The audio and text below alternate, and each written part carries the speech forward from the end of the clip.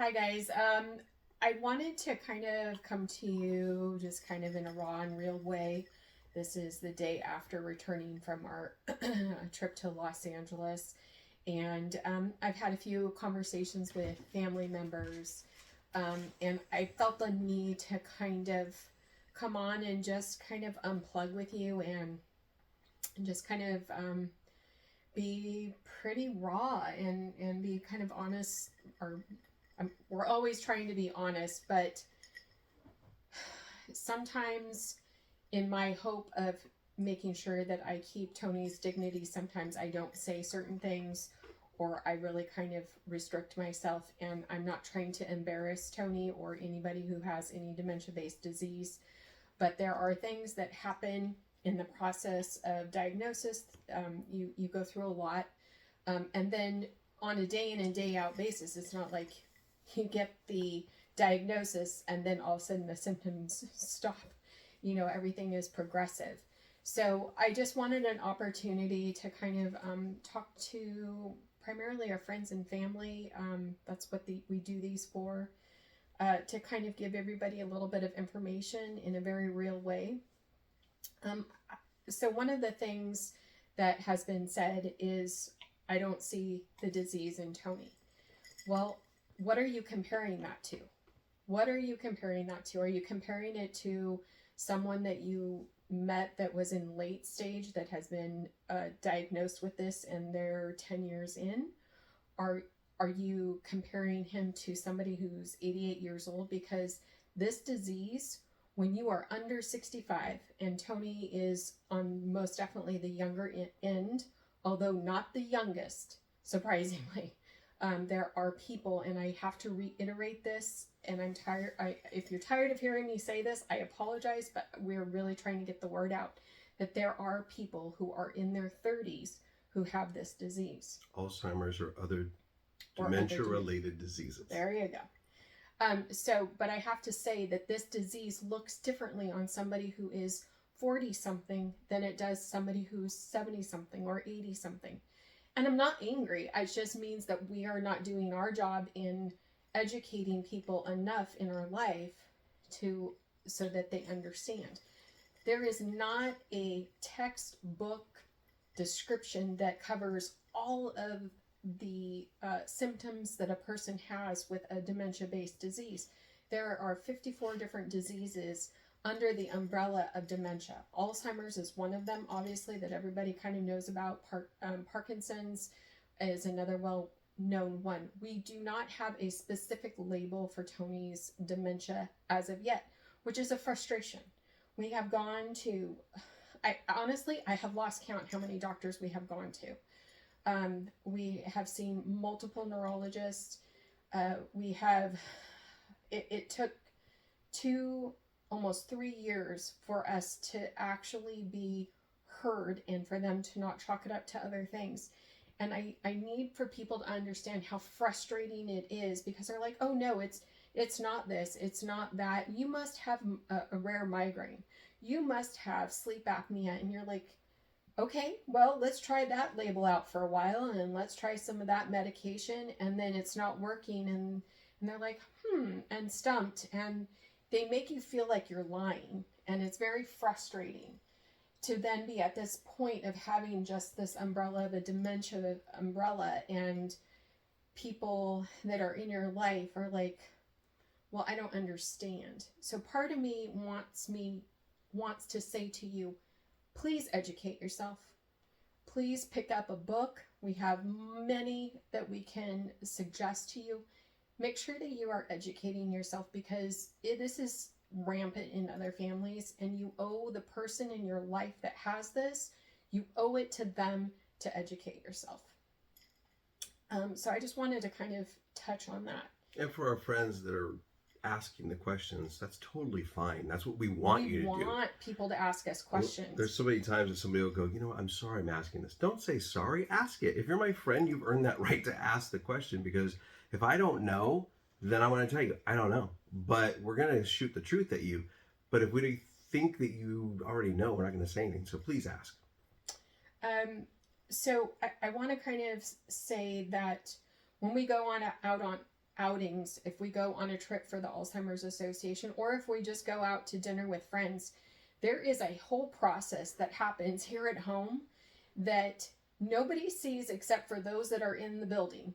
And I think that sometimes when you see our pictures on social media or a video that Tony has created, I think that sometimes you think, there's nothing wrong with that guy. He's fine. He's fine. Okay, so here's the truth. The truth is that if we decide that we're going to go out, usually it is never like, oh, Emma called and we get to go in 20 minutes. That never happens. In the morning, it is, do you feel comfortable? In the morning, we're days in advance usually. Usually, but I'm talking about a local outing. Usually it's, how are you feeling this morning? Do you think that tonight you would feel comfortable going out and being social? And we have to decide based on how he wakes up if he feels comfortable or not. If I feel comfortable, and then you guys are also, I say you guys, could be Melina or Trey around, but you observe things too and ask questions which get me kind of going, well, maybe I'm not doing better as good as I should be doing. So, sorry. No, you're fine. So there's a lot of things that go into making the decision of if we're going to go, and once that decision is made that we have the potential to go out, then he has to prepare himself for looking at what are the options of where we're going, because I always have to front load where we potentially will go. And it usually has to be a place that feels comfortable. So I've been there a few times. So it's funny. We went to a favorite place of ours called Larkin Sparrow, and she says, "Well, you guys are becoming regulars." That's a good thing. If it's a regular, I'm going to be a regular. And it's not just because I love these restaurants, but because I start getting familiar and they still feel like home, much like Trattoria is one of my favorite places to go to because it's like going home for me. And what makes him comfortable is usually, and these are all legitimate things. I'm not making fun of him. I'm being straight. The furniture has to do with the lighting, has to do with the sound system, has to do with the air. He can't handle something that is too cold. Cold just kicks things off bad for me. There's multiple factors that have to go into the equation of whether or not he can attempt to go to that location. One of the things he can't do anymore that he always loved going to is cook your own at the Elks. There's way too many people. It changes environment. Well, and also it's very difficult. There's the, most people would say, well, you know everybody there. But there, I'm supposed to know everybody. I'm supposed to remember all the stories, and I'm supposed to have and honestly, those are good times for me because it hits in my sweet spot. But I'm getting a lot of folks who have changed.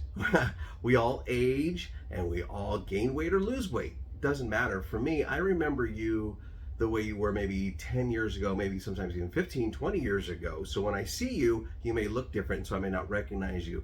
Or you may look like your parent, and that really confuses things. So being at the lodge really bumps that up. It's a little bit different than at a restaurant where everybody's sitting down. It's a little more calm, and if there is music, it's something I'm expecting to only just go for music.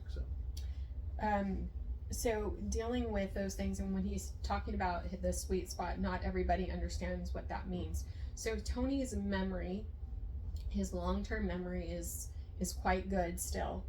His short-term memory, and when I say short-term memory, yes, I mean today versus yesterday, but also in addition, his quote-unquote sweet spot right now is what he remembers from the 90s through the early 2000s. That is primarily what he calls his sweet spot. That's the thing that he remembers most. And for me, that means comfortable is watching shows, music, or thinking about that era. So that is what's comfortable. Doesn't mean I can't function out of it. Just means that's what's comfortable to me. So it feels like a warm blanket or a soothingness to me, as opposed to watching regular TV, which is abrasive and can be kind of harsh. So I may spend an hour doing that and then 2 hours doing the other. That's the difference. So there, I say this so that people understand that when you see our pictures on social media of smiling faces and toasting a glass, or us with friends, understand there was a whole hell of a lot of work that went into us being able to be at that point. We don't have the luxury of being able to just kind of take off on a whim. We don't have that luxury anymore. And I think that sometimes people could just look at those pictures and assume, oh, they're having a great time. I think some people think that we're making this shit up. I've heard a few comments. I'm not gonna say who, but I've heard a few comments, and you're probably watching. And I'm just saying that that I think that because of some of those, your clock is going off. That's okay. I'll turn that off. Oh, sorry. I will say that gives me a chance to say something too, though. The pictures. If I'm with you and you're like, oh, I don't want to do Tony's social media, I'm not trying to be an influencer, okay? Here's the deal on the pictures and the stuff. The next day, because it's loud or we're at a location where things are crazy, more than often, I'm not going to remember the next morning right away everything. So before Kori even gets up, because that's a whole thing of being when I'm up during the day, but I'm up and I try to remember, okay, what happened in the last 24 to 48 hours? So I'll go to my pictures and, oh, there I am. I remember we did this. We were here. We had this fun. So the pictures I take are a lot of not only document for me for the next day, and then it ends up being good that we can share them on social media and show people. But then it looks like Tony's okay. Right. And so I think that sometimes it's it's misinterpreted, that some of the things that he shares, that it's to say, hey, look what I'm able to do, or look what I'm doing. And truly, it is a memory tool that he is utilizing so that he can recall things. And I have learned to smile and go with it, because I have in the past, I'm not the best at doing those kinds of things. So she doesn't have a poker face. Yeah, I heard that from my mama. And I will tell you that it's not of an embarrassment for myself, or maybe even for some of my fellow people within the disease. It really comes from caring for the person in front of you. There's only so many times you can go in front of somebody and somebody goes, hey, how you doing? Well, although they want to hear the truth, when they do hear the truth, it can be hard in them. And when you're doing that every time, it gets very hard. And so, we are trying to live the best quality of life. And that means we're not always going to come around with a sob story. But much like you, yeah, we have moments where we cry, and it's not easy. It's like getting up with a cold every day, only my cold has different symptoms. So I also want to share with you that in addition to the symptoms that he has, he also is aging prematurely in a lot of things. So a couple of something we weren't expecting, by the way, but obviously makes sense to me. It does, because the disease obviously affects the brain, and the disease is attacking the brain. So the parts of the brain that are affected, of course, it runs its course through the whole body. So some of the things that he's dealing with is like his eyesight. He lost a tremendous amount of his eyesight through this whole process. That was shocking too, because the doctor, and again, you have to remember, they're looking at this through already knowing I have dementia. They just don't know what type, right? So it's a little bit easier for them to be able to go to the disease now. So it was shocking for me to sit there, and I'll say that Dr. Ng was very good, and he said, now I do see the disease in your eyes. And I went, you do? Because I wasn't ready for that. And he said, it's okay. We know that you have the disease, so we should expect that. But honestly, I wasn't expecting it, but I was very happy that he comforted me, and I was happy that there was some signs. But immediately when we told folks, they went, well, then why don't they just do that for everybody? It doesn't work that way. No, it doesn't. And what the doctor means is that, like, when I went to the eye doctor, he's like, oh yeah, you can tell that you're in your mid 40s, and that, it's just aging. You need glasses more often now. With Tony's glasses, he said, if I were just shown these eyes, I would have guessed that they were a 65 to 70-year-old eyes. See, and I forgot that. There's a little example for you guys. I forgot that he had said that, and that's right. That's right. So the thing is that when because of COVID, there are certain doctor's appointments that I'm not allowed to go into, and I am his advocate. I am the person that he relies on to take notes so that he can remember certain things. And so when I'm not allowed to go in, and I'm not complaining, I understand the purpose, but then they need an extra phone call and they need to talk to me because I have to understand so I can document it so that I can re-explain it to him because he won't remember the next day. And if I have to go in by myself, have to remember that I have to remind everybody that I have a caretaker, that I have this disease, that I can't do these things. And that's hard because you're walking into a medical facility where they all think they know everything, and you're trying to tell them, hold on, usually my wife's with me, or hold on, I don't remember that because I have dementia. So that's an interesting experiment as well. What else you got, Kori? So with that, the other thing I kind of want to say is that, everybody in this process, and when I say everybody, I mean, our family, our friends, our doctors, obviously they're very concerned about Tony. They're very concerned about what things are going on, what things are progressing, how fast it's progressing, how things, the speed of which things are progressing. And I have to tell you that oftentimes I am forgotten about. And sometimes it gets to me. And this weekend when we were at the function in Los Angeles, they recognized a caregiver, and she said some things that really hit home for me. But the thing that I really wanted to share with all of you is whether a person is caretaking for someone who has cancer, whether they're caretaking for somebody who is elderly, who is older and needs assistance, whether it's a situation like this where they have dementia or another disease, please reach out to them. Just a simple phone call or text message to say, hey, how are you? Yeah. Are you doing okay? You want to go to coffee, or something that is just for that person? I'm gonna take that one step further. Be genuine about it. Don't set a freaking alarm and be like, oh, I gotta check this off my list, because we know when you're checking things off your list. Sorry, but we know when you're checking yourself off every day at the same time, 2-minute little phone call, whatever. It's not appreciated. We're very appreciative in the very beginning, but then it becomes disingenuous. That becomes a problem. Sorry, it's raining outside, so I'm looking outside. But hopefully I explained that right. Sorry.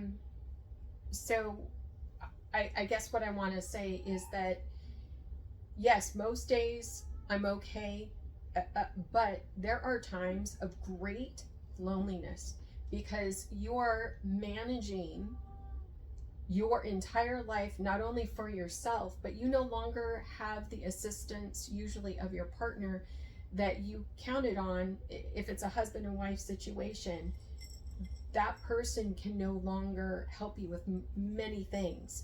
Not everything, but many things. And sometimes it's really hard, and just having someone be true and genuine with you and be like, hey, you doing okay? Can I bring you a coffee? Can you? And it's not about bringing us stuff. It's not about bringing you stuff. No, it's not. Knowing somebody else out there knows and cares about you.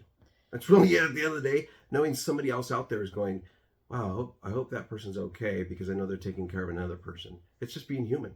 Yeah. So anyhow, I just want to say that, there are many people in our lives that I reach out to, that reach out to me, that we try and be there for each other, that are caretakers. But I just say, please try and reach out to those that are caretaking, because it can get lonely. And I want to tell you guys too, some of y'all are going, then, why are you out traveling the nation and doing this stuff? Because this is how we're surviving right now.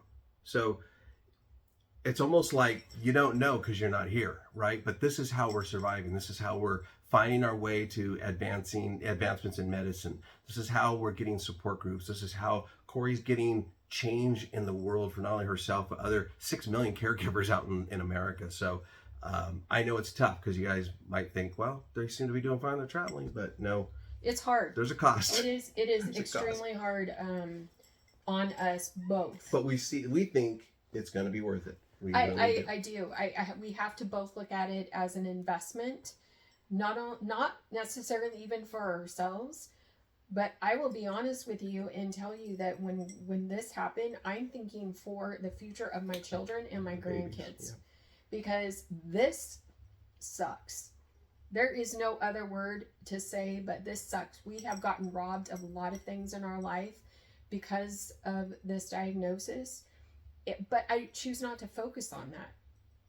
89.9% of the time, I am so grateful for the advancements and for the people that were before us that did the things they did to even get us to where we're at here. And now it's our turn. Kori and I keep saying it's like the best time to get the disease. And yeah, it really is. I mean, there are a lot of advancements going on. There are a lot of things going on. And we are being the squeaky wheel. And thank God they are letting us be a part of the team. So the other part of this, of the transparency that I just want to be forthcoming with in some of the symptoms that Tony has that maybe I would say most people don't see, because most of the time we are home and most of the time we are managing the symptoms within our home and with my kids. Or if we're on location, we've managed the situation with around me. Yeah. With either people or, i.e., the putting me in a good situation. So some of the things that I am referring to that I didn't really expand on the last video I did, and I'm going to a little bit this time. So one of the things that our friends have kind of like chuckled about, or they kind of be like, oh, when the check comes for the restaurant or whatever. Mm. And usually the waiter or waitress will hand the check to Tony. Oh, it drives me nuts. 8 times out of 10, they hand it to me. And I take it and I hand it to Kori. I no longer have any financial responsibilities because I've lost that due to losing the ability to compute numbers. And we're not talking about like multiplication. We're talking about simple math. He was trying to figure out... Our dog went to the kennel and he was trying to figure out how many cups of food she was going to need, and she was going to be gone for 3 days, and that she got 2 cups per day. And I will tell you right now, you are weirding me out with that. I'm already thinking about it right now going, just stop with the math, please. Just stop. So I'm not good at math, okay? Believe it. So wasn't great in the beginning, I'm really bad now. So sorry. So it's not because... it's not because I'm just handling the purse strings. He literally cannot handle basic shirts will be out soon that say, I don't do math anymore. So what happens is the waiter comes over and slides it in front of me, and I hand it. So I told Kori, I said, it's interesting to me that they don't either just put it in the middle or say, who does this go to? So so I don't handle that. So if you're with me, Kori does very good at making sure that I still have quality of life. That means she makes sure I have some money in my wallet. She makes sure I have the experience of going out and buying things, whether with my kids or with her or with friends. I can shop online. So it's not completely shut down. It's just different. And that's really the mode that you have to get into with this thing is you're not going to do what you did before. It's going to be different. And if you have somebody that can work with you, then your different's going to work for you. It's a quality of life. Yeah. Mm-hmm. The other thing that I want to say is that that sometimes Tony does not handle stress or emotions. I'm sorry. I heard people laughing in TV land. Sometimes Tony doesn't handle stress. So, and I mean this with the most love and care as possible, but sometimes he just started out has a temper tantrum. It's very much childlike. And it is very childlike. And I can tell you right now, I know it's happening when it's happening, and I'm trying to stop, but you can't. You can't, because there's something in your brain that is causing you to either say the things or do the things. And it's not really say the things, but you have a feeling within you and you don't feel like you're being heard.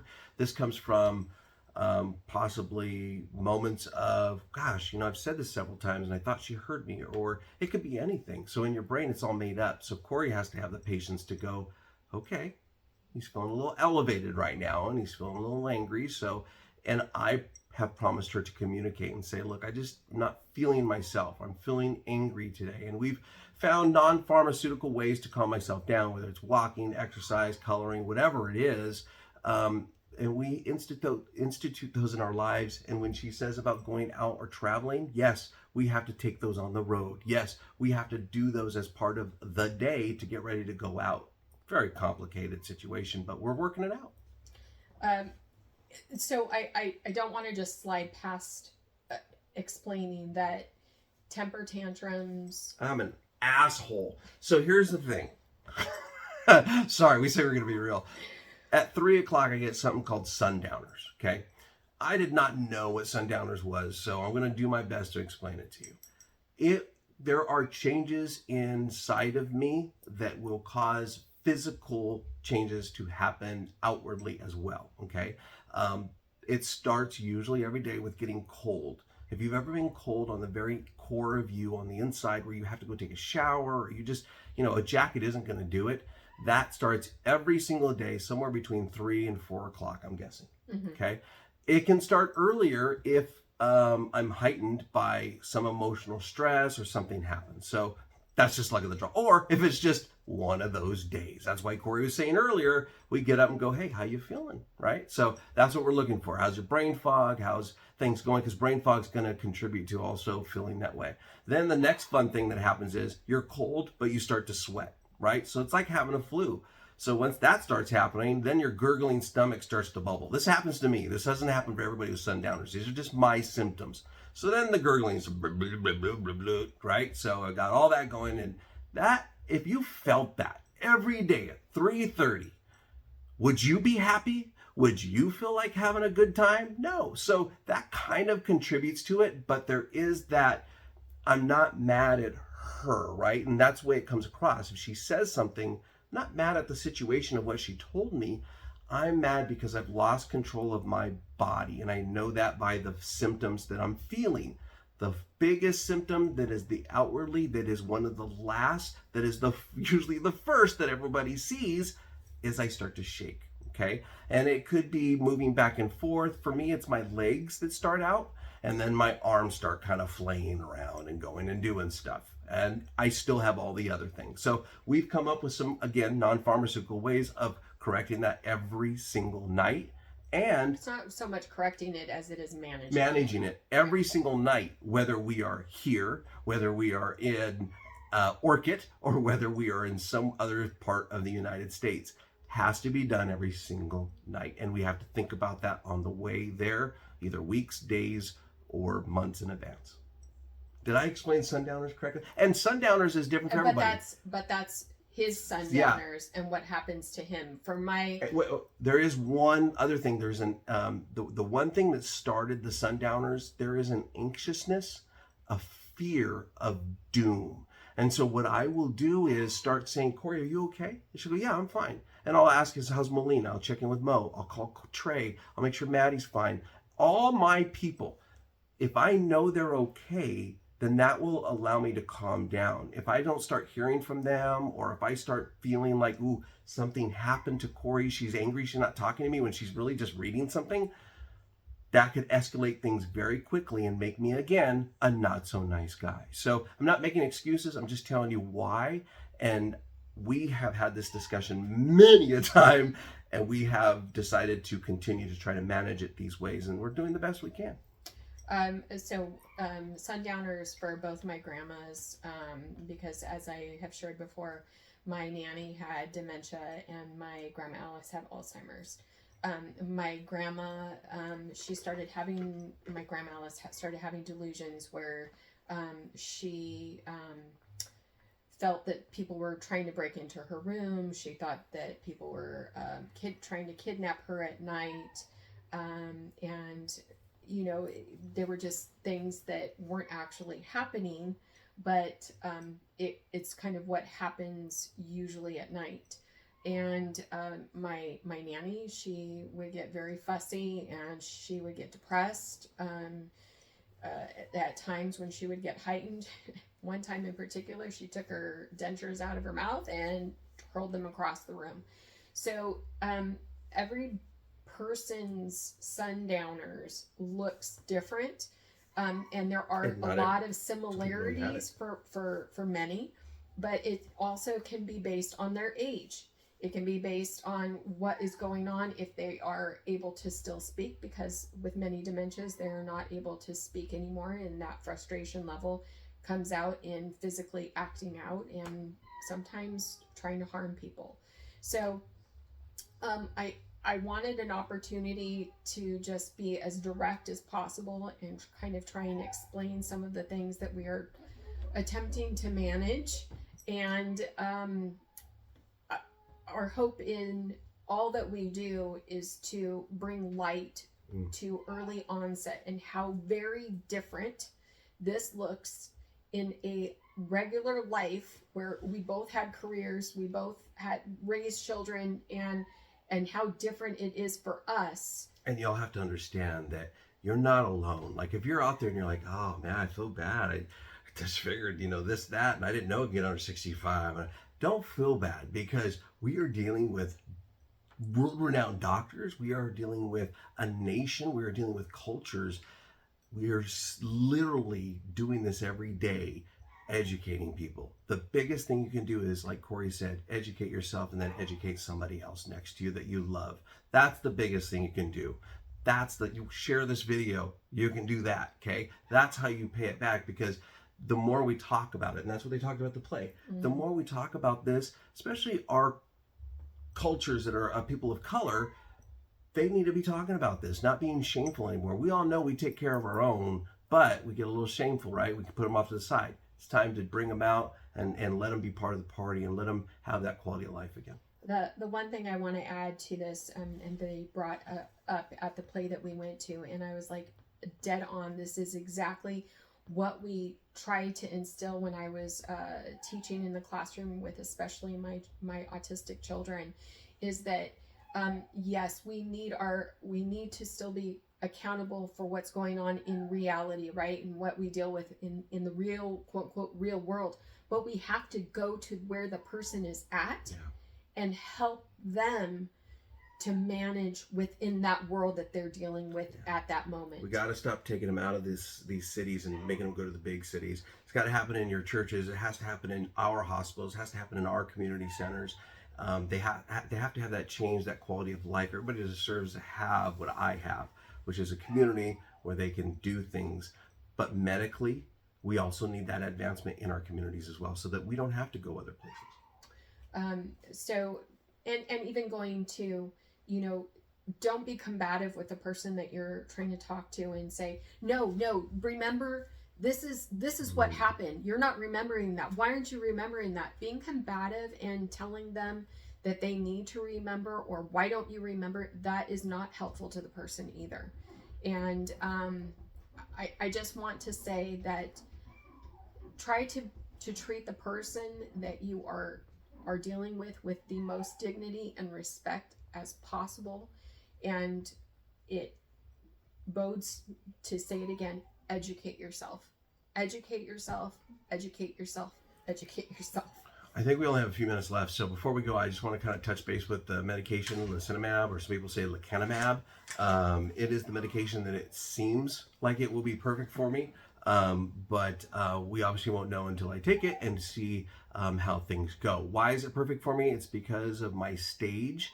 It is because I have white matter and tangles in my brain, which this has shown to have show a 27% improvement in not only cognitive function, but also in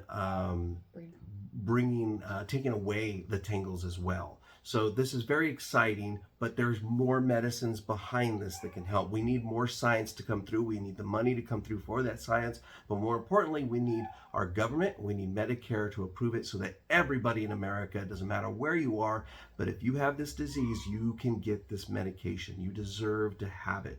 There are other diseases that get this done. We need this done for us now because it's fair to those that already have had it, who are 65 and over, and it is fair to us as a country to give these people what they need for those 65 and under, to give them the quality of life that's different from those that are over 65. So we hope to have the medication for myself within 3 to 6 months. What you're going to be looking for is Medicare. When you hear Medicare and Alzheimer's on TV, when you want to talk to your Congress people about it, Medicare, that's what you want to do.